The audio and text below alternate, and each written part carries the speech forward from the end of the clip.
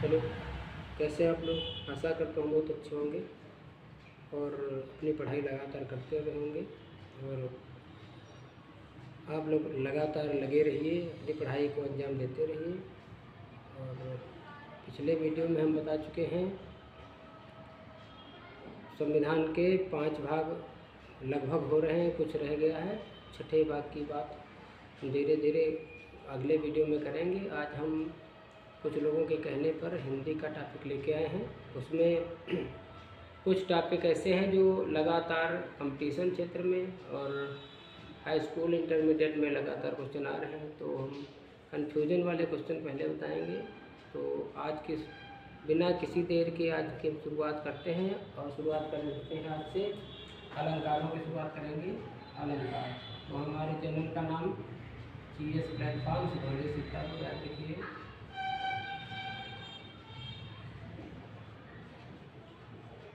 सिधौली सीतापुर ये हमारे चैनल का नाम है। और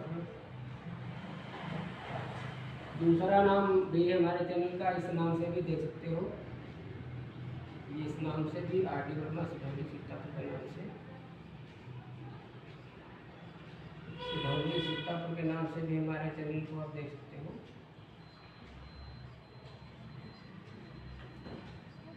हालांकि इस नाम से कई चैनल बने हुए हैं, ध्यान रखिएगा। गुरु जी का हमारा फोटो साथ में लगा हुआ है, उसको आप सब्सक्राइब कर सकते हैं आराम से।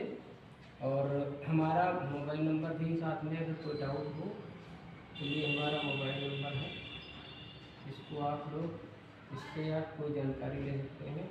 या कोई क्वेश्चन कभी कभी हो जाता है, गलत हो जाता है, तो भी हम सुधार करने का प्रयास करेंगे। कभी कभी हो जाता है, गलतियाँ इंसान से ही होती हैं, तो गलतियाँ हो जाती हैं। अलंकार, सबसे पहले हम अलंकार की बात करेंगे। अलंकार, अलम का मतलब होता है आभूषण, और करने का मतलब है दो शब्दों से बना, संस्कृत के दो शब्दों से मिलकर बना है।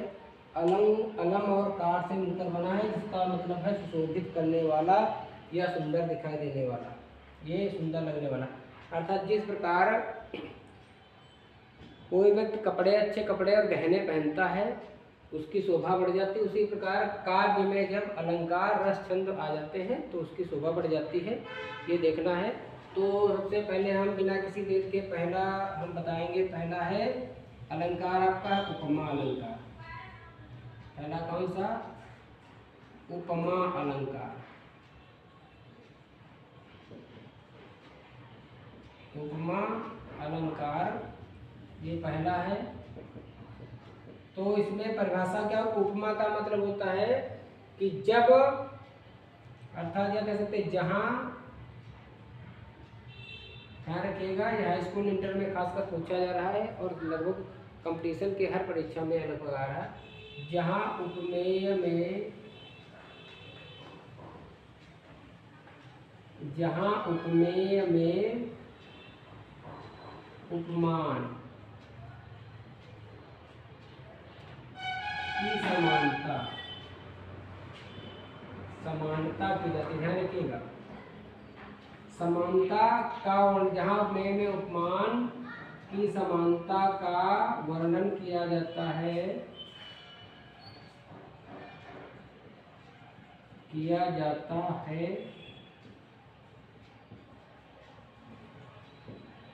है, वहां उपमा अलंकार होता है। उपमा अलंकार होता है। उदाहरण, या जैसे देखो, ये चाहे उदाहरण, जैसे पीपर पात सरिस मंडोला। पीपर पात सरिस मंडोला, ध्यान रखिएगा। जहां पर ये सरिस माने होता समान, सरिस का अर्थ क्या होता है? समान। जहां पर उपमेय और उपमान की, उपमेय में उपमान की समानता का वर्णन किया जाता है, वहां उपमा अलंकार होता है। जैसे अब वही बताया आपको, पीपर पात सरिस मंडोला। अर्थात या कह सकते हैं उपमेय से उपमान की तुलना की जाती है। तो जैसे जिस प्रकार पीपर के पत्ते की तुलना मन से की गई है, और सरिसवाचक शब्द है इसमें सरिस, ध्यान रखिएगा। अगर इस तरह का आता है, उपमा अलंकार की परिभाषा आती है, ये लिख देते तो आपको 2 नंबर मिल जाते हैं। अर्थात जितने नंबर के होंगे उतने नंबर आपको मिल जाएंगे। तो परिभाषा और उदाहरण दोनों जब लिखोगे तब आपको 2 नंबर क्लियर हो जाएंगे। ध्यान रखिएगा। तो पहला हो गया उपमा अलंकार। दूसरा जो पूछे जा रहे हैं वही हम बताएंगे। दूसरा उत्प्रेक्षा। दूसरा कौन सा? उत्प्रेक्षा अलंकार। उत्प्रेक्षा अलंकार, इसमें ध्यान रखिए, इसमें संभावना होगी जहां उपमेय में उपमान की, उपमेय में उपमान की संभावना का वर्णन किया जाता है। संभावना का वर्णन किया जाता है,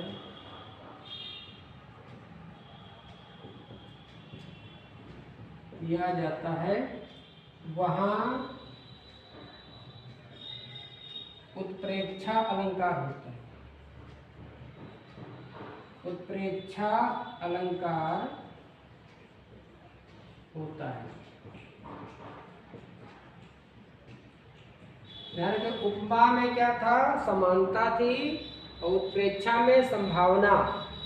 उदाहरण के लिए जैसे आप लिख सकते हो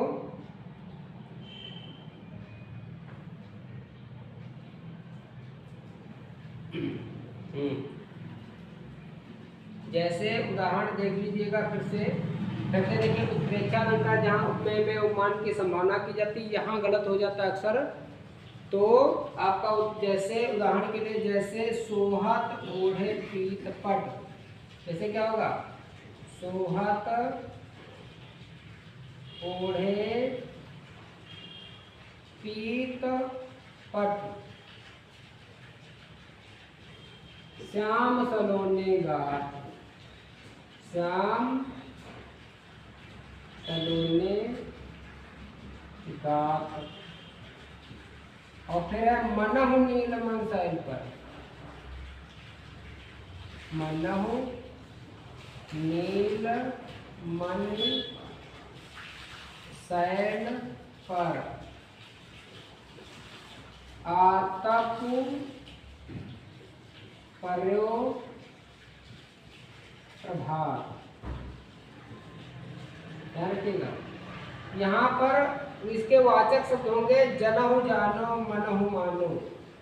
अगर जिसमें आपको जनहु जानो या मनहु मनहु मानो आदि आपको अगर वाचक शब्द मिलते हैं तो आंखें बंद करके आप लगा सकते हैं कि कौन सा अलंकार? उत्प्रेक्षा अलंकार है। बहुत इंपॉर्टेंट है, यहाँ पर ध्यान रखिएगा। कभी कभी डायरेक्ट क्वेश्चन नहीं पूछता है, एग्जामिनर डायरेक्ट पूछता है कि उदाहरण दे देगा और पूछेगा इसमें से बताइए कौन सा अलंकार है। तो वाचक शब्द अगर आपको नहीं पता होंगे, वाचक शब्द, तो आप नहीं लगा पाएंगे। तो आपका क्या होगा? जनहु जानो मनहु मानो होंगे तो आप उत्प्रेक्षा अलंकार लगा देंगे तुरंत। अगला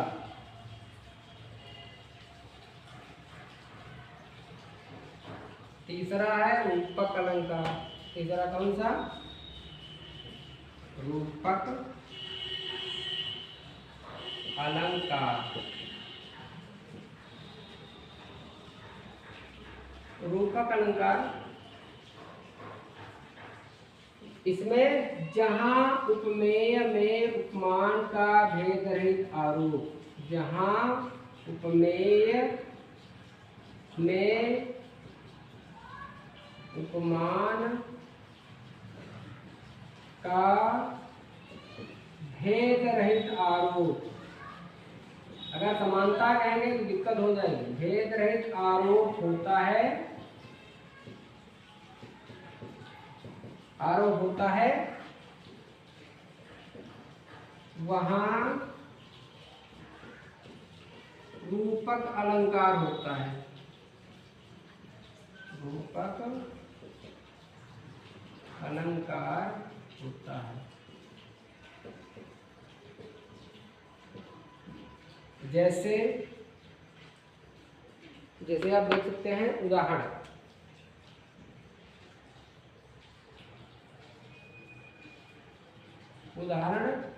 चरण कमल बंदो है गाई, चरण कमल बंदो हर राई।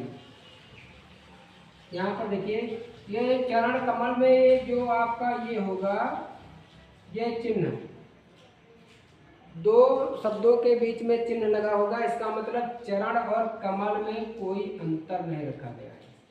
इसको चरण रूपी कह सकते हैं। चरण रूपी कमलों की मैं बार बार वंदना करता हूँ, यानी कमल रूपी चरणों की बार बार वंदना करता हूँ। ये इसमें आपको पता है कि सूरदास ने लिखा है, ध्यान रखिएगा। कक्षा 10 के सिलेबस में भी है। चरण कमल बंदो हर राई, जाकी कृपा पंगु गिर लंगे, अंधे को सब कुछ दर्शा, इसमें ध्यान रखते हैं। तो कौन सा उदाहरण देख सकते हो आप? रूपक अलंकार ये होगा, अर्थात इसमें कोई अंतर नहीं, चरण और कमल में कोई अंतर नहीं रखा है। रूपक और उसमें उपमेय में क्या कहते हैं, उपमा अलंकार में समानता का वर्णन होगा और उत्प्रेक्षा में संभावना की जाएगी। तो एक दो चीजें और समझ लीजिए इसके साथ में, उपमेय और उपमान, ये नहीं समझ पाओगे तो लगाते रहोगे तो नहीं लगाओगे, ऐसे समझ नहीं पाओगे। उपमेय और उपमान ध्यान रखिए। उपमान जैसे कहा जाए, चंद्र सा मुख है, चंद्र सा मुख है, तो मुख हो जाएगा आपका उपमेय। मुख क्या हो जाएगा? उपमेय। और चंद्र क्या हो जाएगा? चंद्र हो जाएगा उपमान, उपमान। ध्यान रखिए, क्योंकि जिसकी तुलना की जाती है उसको कहते हैं उपमेय और जिससे तुलना की जाती है उसको कहते हैं उपमान। ध्यान रखिए, ध्यान रखिए। अगला प्रश्न है श्लेष।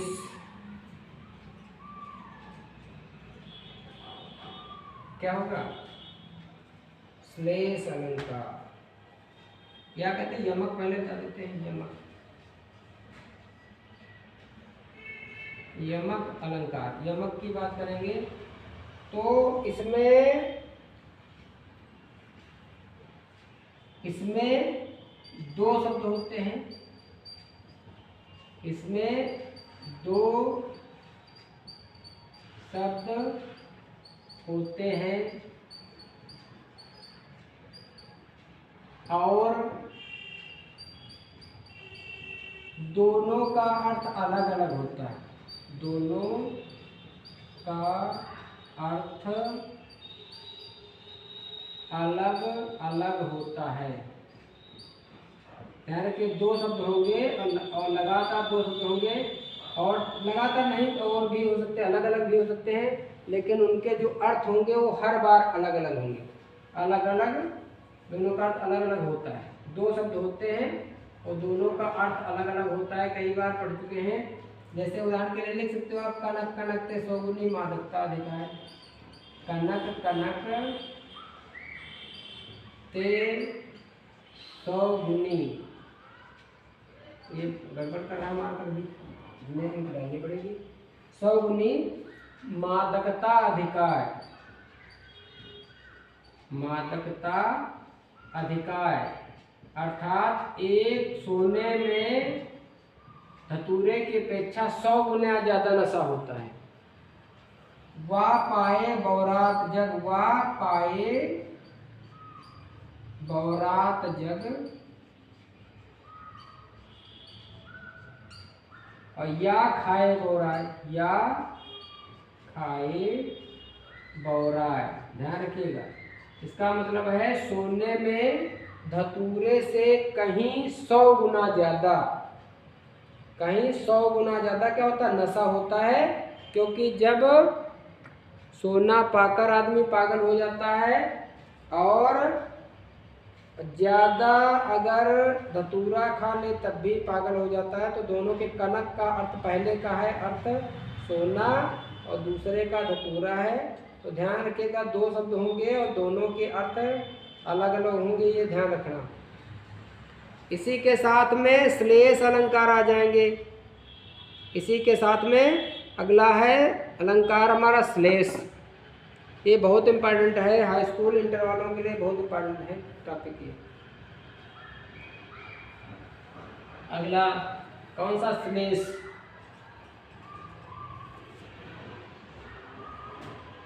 श्लेष, श्लेष का अर्थ ही होता है चिपके हुए, अर्थात एक शब्द, श्लेष अलंकार में एक शब्द होगा, एक शब्द होगा और उसके होगा और उसके कई अर्थ होते हैं, उसके कई अर्थ होते हैं। या कहा लिख सकते हैं, जहां एक शब्द होता है और उसके कई अर्थ होते हैं, वहां श्लेष अलंकार होता, श्लेष अलंकार होता है। जैसे रहमन पानी राखिए, बिन पानी सब सून, पानी गए न उबरे, मोती मानो चून। तो ये तो कई बार बता चुके हैं, तो आपकी बार नया बताते हैं। ये है सुवरन को ढूंढत फिरत, सुवरन को ढूंढत फिरत, काव्य व्यभिचारी चोर, काव्य व्यभिचारी चोर। ध्यान रखिए, यहाँ एक शब्द सुवर्ण आया है और इसके अर्थ 3 अर्थों में प्रयोग हुआ है। सुवर्ण का मतलब है सु माने सुंदर, वर्ण माने देखो अक्षर भी होता वर्ण में, और एक होता है सुंदर रूप और सोना, सुवर्ण। सुवर्ण का मतलब यहाँ पर शुद्ध देखिए, तो सोना होता है तो स्वर्ण, और सुवर्ण, सु माने सुंदर और वर्ण माने अक्षर। ध्यान रखिएगा। तो चोर क्या ढूंढता है, सोना ढूंढता है। व्यभिचारी सुंदर रूप ढूंढता है, सुंदर रूप। और चोर क्या ढूंढता है, सोना। और कवि जो होता है सुंदर अक्षर ढूंढता है। तो ध्यान रखिएगा, 3 अर्थों में प्रयोग हुआ है। सुवर्ण शब्द के 3 अर्थों के लिए अर्थात ये शब्द प्रयोग हुआ है। तो पहला कवि के लिए सुंदर अक्षर, और व्यभिचारी के लिए सुंदर रूप, और चोर के लिए सोना। अर्थात चोर जो होगा सोना ढूंढता है, व्यभिचारी सुंदर रूप और कवि सुंदर अक्षर। तो इसके 3 अर्थों में प्रयोग हुआ। अगला श्लेष आपकी समझ में आ गया होगा, श्लेष अलंकार। इसके बाद अतिशयोक्ति, अतिशयोक्ति।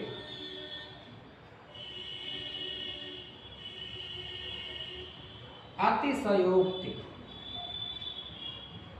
ये 2 शब्दों से मिलकर बना है, अतिशय प्लस उक्ति, यानी इतना बढ़ा चढ़ाकर। परिभाषा में क्या लिखेंगे, किसी वस्तु का वर्णन, किसी वस्तु या व्यक्ति का इतना बढ़ा चढ़ाकर वर्णन किया जाए, इतना बढ़ा चढ़ाकर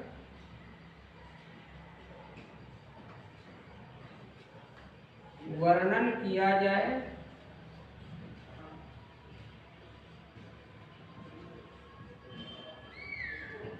जो संभव ही ना हो, संभव ही ना हो। किसी वस्तु या व्यक्ति का इतना बढ़ा चढ़ाकर वर्णन किया जाए जो संभव ही ना हो। जैसे उदाहरण के लिए यह चंद्र है, यह चंद्र है, या कह सकते हैं जहां उपमेय उपमान का अस्तित्व हो जाए, अर्थात जहां पर उपमान का अस्तित्व ही खत्म कर दिया जाए, उसका वर्णन ही यह चंद्र है। अगर किसी के कोई मुख को देखता है और इतना बढ़ा चढ़ाकर कह दे उसका मुंह इतना सुंदर है, तो उसका वर्णन ही ना करे और डायरेक्ट ये चंद्र है, अर्थात जहां पर उपमेय अलग होता है, अर्थात उपमेय का वर्णन ही नहीं, सीधे उपमेय कह दिया जाए, अर्थात उपमेय को सीधे उन्हें उपमान को सीधे उपमेय कह दिया जाए, वहां पर कौन सा अतिशयोक्ति अलंकार होता है।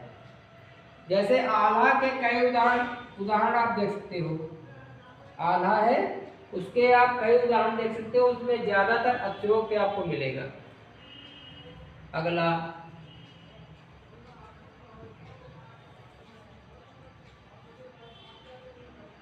संदेह अलंकार अगला है।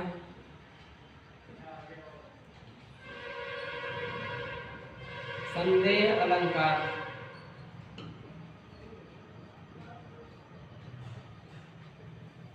संदेह में